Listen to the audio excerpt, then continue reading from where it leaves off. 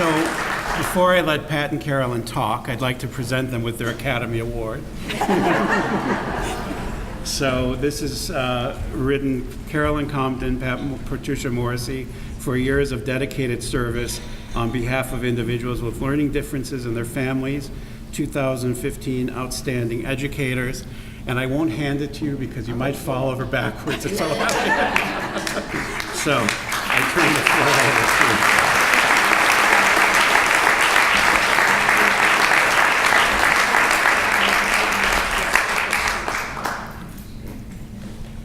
Stand over here and they won't be able to see me.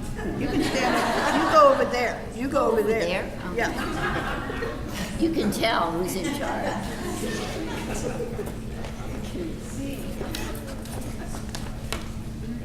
All right. This is, I don't know what to do with this. I never have known what to do with this. You're gonna have this just on me. Anyway, thank you all for coming. It's been a very fun evening. Not one that I was excited to support, but I gave in and all of you made me do it. All right.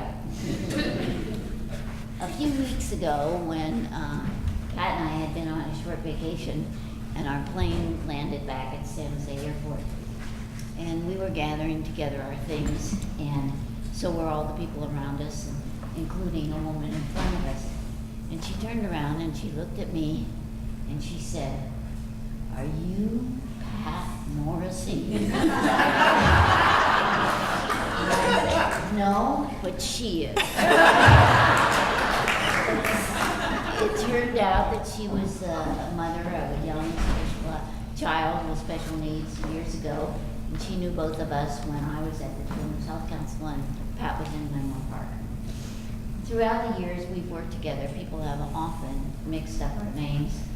I like to think it's because we've been lucky enough to work together in the same field, in the same community, and to share wonderful families, many of you who are here tonight.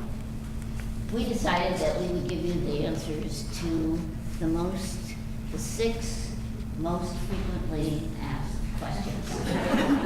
We thought about 10, but we weren't sure we could go that far. Question number 1. You are supposed to ask. Question number 1. Where did you meet? Okay, we were both teachers in the Palo Alto School District in the first year of a program for children with learning disabilities, and it was called the Learning Assistance Program. And there were 11 teachers, each of whom went to schools to serve children that had been identified because they were failing in their classrooms. And so I had one course in learning disability, which was one more than anybody else. So I became the supervisor. And Pat was one of my supervisees. So for the first time and last time, I sort of told her what to do. We thought about singing for you the Learning Assistance Program song, but we thought, you better not. So, question number 2.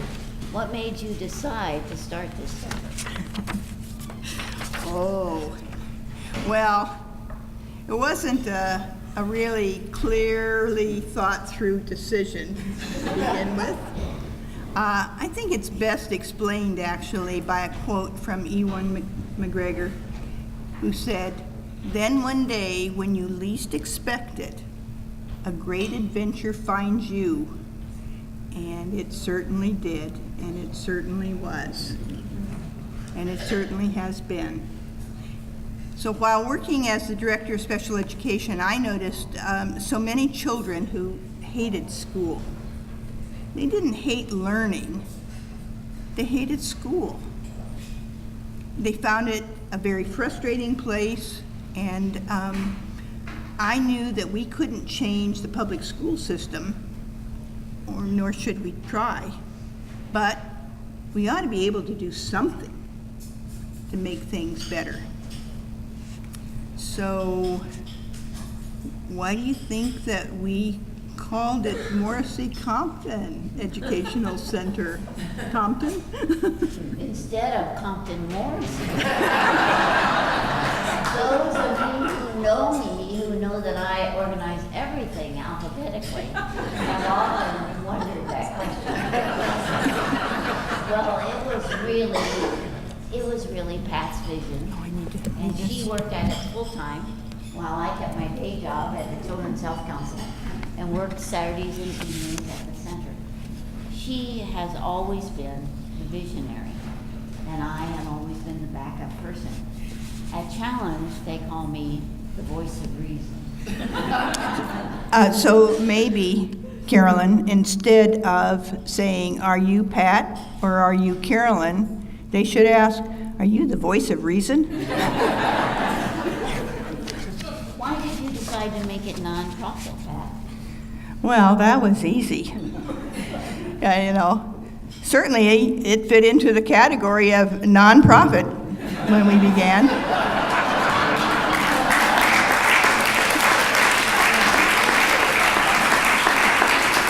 We were so nonprofit that after 2 years, I had to return to Menlo Park on a part-time basis in order to pay the bills.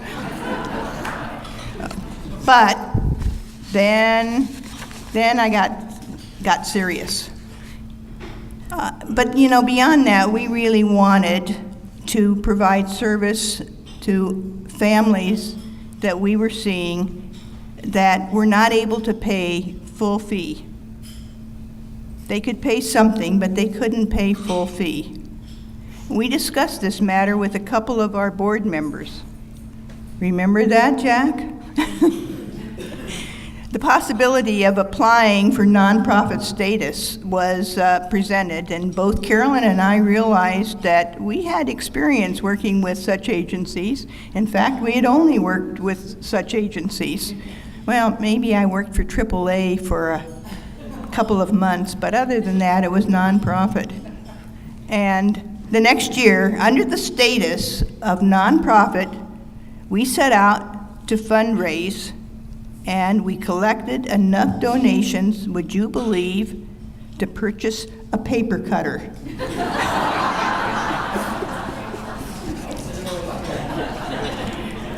So why didn't you make Challenge into an all-year-round school?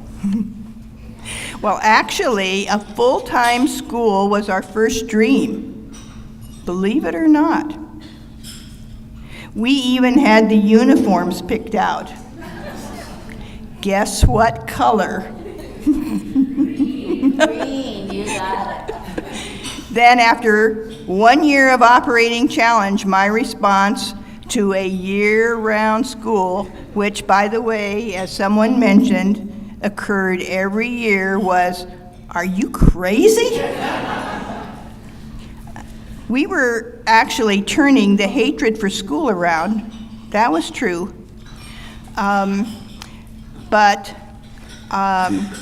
And we were actually told this by kids and parents, but at such a high price. I mean, it was a high price in money, it was a high price in energy, and in the amount of time that it took to put this program on, to structure and carry out a simple 5-week program. And that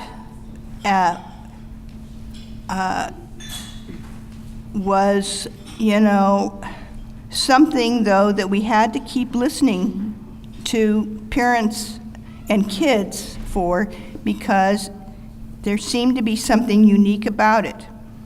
And parents would say to me and to Carolyn, we could handle a 4-day-a-week program as long as it lasted until noon. But I thought, I don't think that's going to fly. So we didn't. It took Carolyn and me around 10 hours a day, 7 days a week during the actual program, and for 4 months before that, on a daily basis, to get this program set up and going. And added to that, the hours and hours and hours that the rest of the staff put in just for that 5 weeks, 4 half days a week program. I guess we could have cut corners, but then, you know, it wouldn't have been the unique program that it was. Earlier, I said we weren't going to change the public schools. Well, we did make a few inroads. Let me tell you what I mean. Recently, I met a retired principal who was asked to do some subbing after her retiring somewhere in this area. And many of the children, she said, in the 6th, 7th, and 8th grade had almost no academic skills. What did you do? I asked. I taught them to jump rope, she said. I wanted them to have a reason to come to school. Ah, fantastic.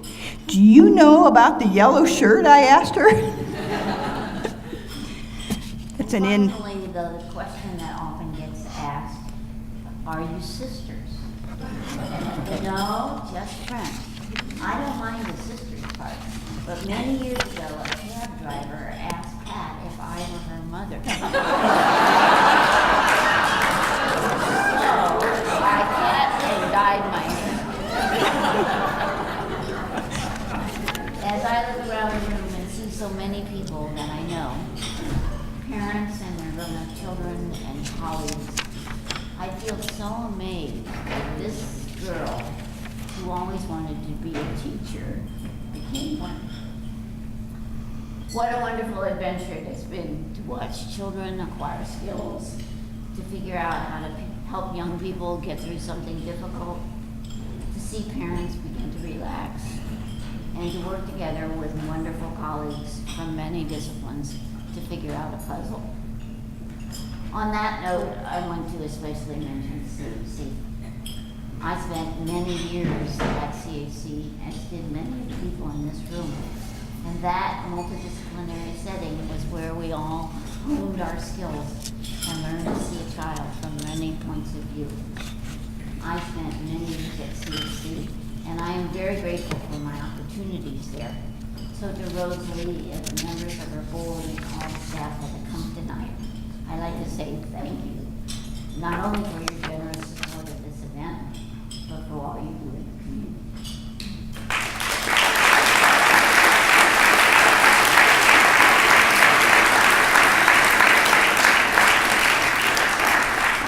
It does no good to have a vision unless you have people who share not only the vision, but the work. We have always had those people. Many of them are here tonight, like John and our great friend Donna Dagnes, who wasn't able to come tonight, and all the wonderfully skilled staff members at Morrissey-Compton now and over the years. Board members, past and present, and many others, and of course, our faithful donors. Tonight, as we look at the team that John has pulled together, we feel very sure that Morrissey-Compton will continue to provide high-quality services for this special community of students and parents. When I first heard us described as founders, I thought, boy, is that weird. Until I saw this quote. Founders are just people who found something they love. Thank you to all of you who have supported us all through the years, as well as those who are new to Morrissey-Compton. And thank you for coming tonight. You made it very special.